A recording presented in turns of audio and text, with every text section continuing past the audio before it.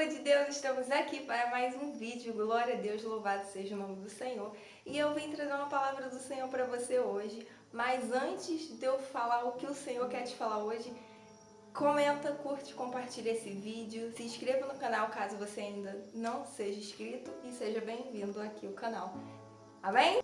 Abre a sua Bíblia lá em Gênesis. Hoje a gente vai falar sobre uma pessoa, uma mulher, que teve e viveu um contexto ali meio difícil, um contexto familiar difícil. Mas Deus, como maravilhoso da forma que Ele é, Ele mostrou para essa pessoa que Ele estava de olho nela. E vamos ver quem é? Lá em Gênesis, no capítulo 29. Eu estou lendo a Bíblia toda, como eu já falei nos outros vídeos, e agora eu cheguei na história de Jacó e de Raquel e Lia, esse triângulo amoroso aí que acontece. Eu não vou contar tudo sobre a história de Jacó, mas se você quiser ler, você vai lá em Gênesis que você vai conseguir descobrir sobre a história de Jacó, que era filho de Isaac, de Rebeca, tinha o seu irmão chamado Esaú, foi gêmeos, né, uma gestação gemelar, ele e seu irmão Esaú. Enfim, acontece lá um evento que ele é obrigado a meter o pé da cidade porque o irmão queria matar ele depois dele roubar a bênção de seu pai, Isaac. E antes disso ele tinha pego ali, claro, com o consentimento de Esaú, a primogenitura, porque Esaú estava com tanta fome que ele quis comer pão e lentilha ao invés de ficar com a sua primogenitura. E aí deu ruim, eu tô resumindo aqui, deu ruim, e o que acontece? Esaú fica com muita raiva depois de terem enganado, e Jacó enganou Isaac, pegou a bênção que era para Esaú, pegou a bênção de Esaú e foi para Jacó. E ali, quando Esaú chega e descobre tudo isso, ele fica com muito ódio do seu irmão e pensa em matá-lo. Então Rebeca, para não perder o seu filho, né, e não ver ali uma tragédia familiar, ela faz com que o seu filho Jacó vá para a casa de seu irmão Labão. E seu irmão Labão tinha duas filhas, Raquel e Lia. E o que acontece? Jacó, ao ver Raquel, ele já se apaixona, já desperta, porque a palavra do Senhor diz que Raquel ela era formosa e bem favorecida, e Lia tinha os olhos ternos. Jacó se apaixona por Raquel e trabalha 7 anos para poder casar com Raquel.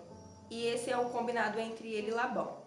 Porém, no dia da união ali dos dois, ele bebe e ao invés de Labão dar a sua filha Raquel, ele dá a sua primogênita Lia. E só depois Jacó descobre que ele foi enganado. E aí ele trabalha mais 7 anos para ter Raquel.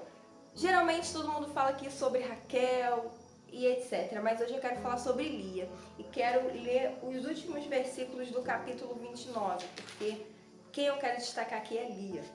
Lá no 29, a gente vai ler do 31 ao 35, que diz assim: E quando o Senhor viu que Lia era odiada, ele abriu seu ventre, mas Raquel era estéril.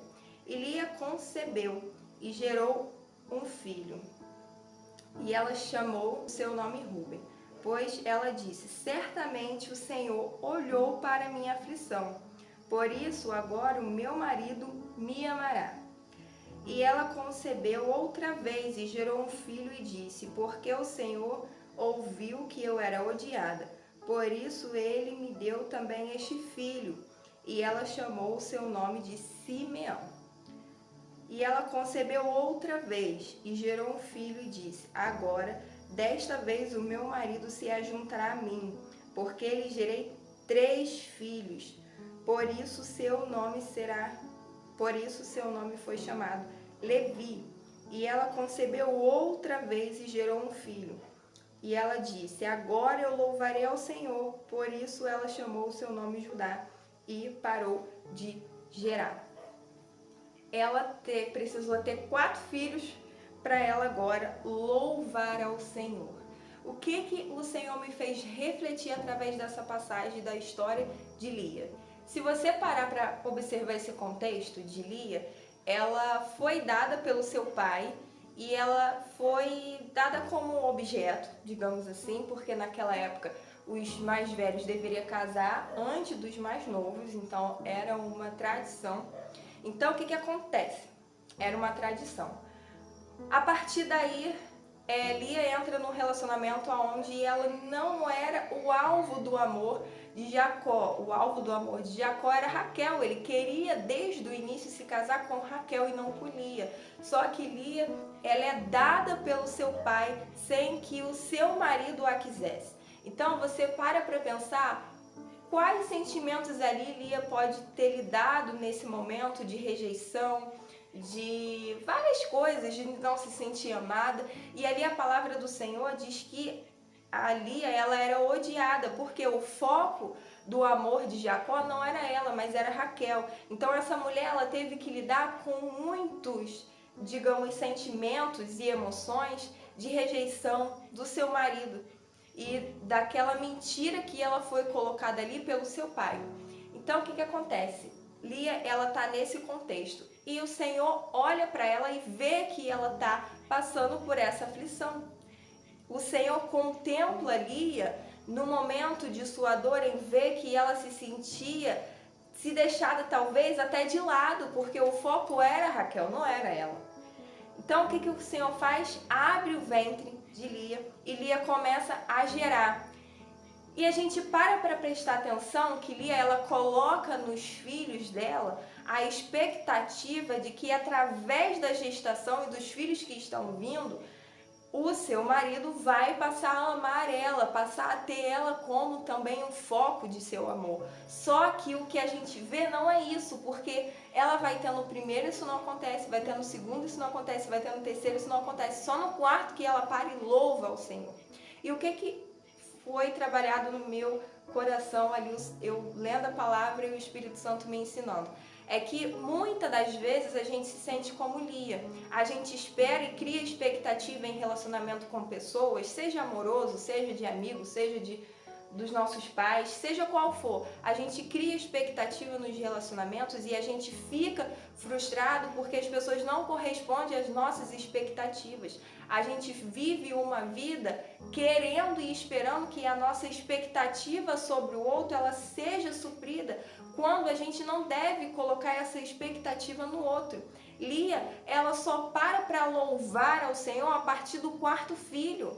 Ela precisou ter 4 filhos para ela louvar ao Senhor. Tudo bem que no início ela reconheceu que o Senhor viu a aflição dela, mas ela não estava completamente louvando, porque só no 4º filho que ela bota o nome do filho daquilo que ela iria fazer, que é louvar. Naquele tempo, a gente vê que muitos colocavam o nome dos seus filhos e era uma tradição de acordo com o momento que eles estavam vivendo. Então, cada momento que Lia foi vivendo, ela foi colocando o nome dos seus filhos, o significado do nome dos seus filhos. Só que Judá, quando ele chega ao quarto, ele vem com o significado de louvor a Deus. E o que o Senhor fala com a gente através dessa palavra? Uma das coisas é que a gente precisa louvar ao Senhor independente das pessoas corresponder ou não às nossas expectativas. A gente deve louvar ao Senhor independente da gente ser amado ou não pelas pessoas em nossa volta. Por quê, Thaís? Porque o Senhor nos vê, o Senhor é aquele que contempla nossas aflições. O Senhor sabia como Lia se sentia. Ele sabia da aflição que era e do contrito que era a mente dessa mulher, o coração dessa mulher. Então, o Senhor vendo e contemplando o sofrimento e a aflição de Lia, ele abre o seu ventre para ela talvez chegar e ver, a entender que não era o amor de Jacó e os filhos que deveria fazer com que ela louvasse ao Senhor, mas sim pelo fato dela ser vista, ser amada, ser cuidada pelo Senhor. Porque às vezes a gente louva o Senhor pelos motivos errados. A gente louva porque a gente ganhou uma casa, a gente louva porque a gente entrou num emprego, a gente louva porque a gente casou, teve filhos. Essas coisas é digna de louvar e adorar o nome do Senhor e testemunhar? Sim, só que o principal foco deve ser o próprio Deus, o próprio Senhor. Então a gente precisa voltar a nossa atenção, o nosso olhar para o Senhor e louvá-lo independente daquilo que a gente tem aqui na terra. Porque Lia, ela entende acredito eu que ela entende que a adoração dela deveria acontecer, o louvor dela deveria existir, independente de quem amasse ela ou não, independente da quantidade de filhos que ela tinha, independente do amor do seu marido. E assim é comigo e com você. A gente não pode esperar ganhar uma casa, ganhar um marido, ganhar um filho, ganhar um melhor emprego, ganhar a melhor faculdade, para a gente louvar e adorar o Senhor. A gente tem que fazer isso pelo maravilhoso, enorme fato de ter o Senhor que nos contempla, aquele que criou céus e terras, que é mais poderoso do que tudo e do que todos, olha para mim, olha para você, olha para as nossas aflições. Gente, para pensar quantas pessoas tem na face da terra e Deus para e olha para mim e para você, se preocupa, provê, cuida da gente nos mínimos detalhes. É a nossa segurança, dá ordem aos anjos dele para cuidar da gente.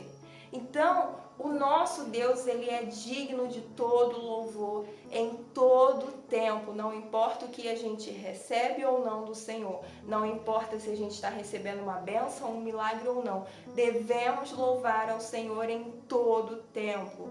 A história de Lia nos mostra que mesmo em meio a gente não ser amado, o outro não ver a nossa aflição, o nosso Deus é aquele que vê, o nosso Deus é aquele que nos contempla e que a gente deve louvar a Ele em todo o processo que a gente estiver vivendo na nossa vida. E não esperar que a bênção, que o milagre chegue para que a gente louve ao Senhor, mas que a gente venha louvar ao Senhor no deserto, na tristeza, na hora da angústia, que a gente venha louvar ao Senhor no momento em que o outro não nos ama, em que o outro não corresponde à nossa expectativa, no momento em que uma porta se fecha, em que alguém dá as costas pra gente, em que alguém deixa de ser nosso amigo, enfim, de estar do nosso lado, a gente deve louvar ao Senhor, porque o bem mais precioso nesse mundo que a gente tem é o Senhor, não é a nossa casa, porque quando a gente morre, tudo vai ficar.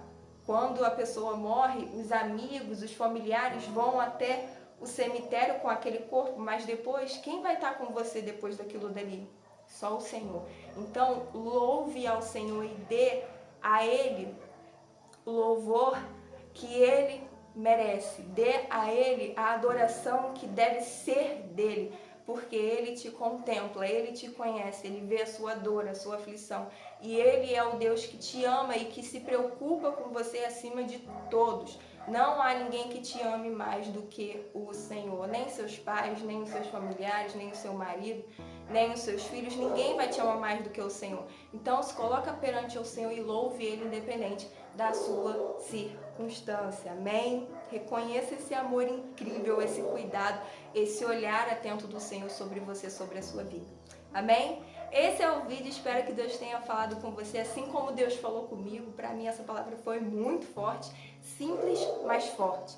E eu espero que Deus tenha falado com você. Medita nessa palavra, lê o capítulo 29, vê os detalhes ali sobre Lia, sobre Raquel, o que o Senhor está falando ali, que eu tenho certeza que Deus vai falar ainda mais com você através da palavra dele, que é a maior revelação. Amém?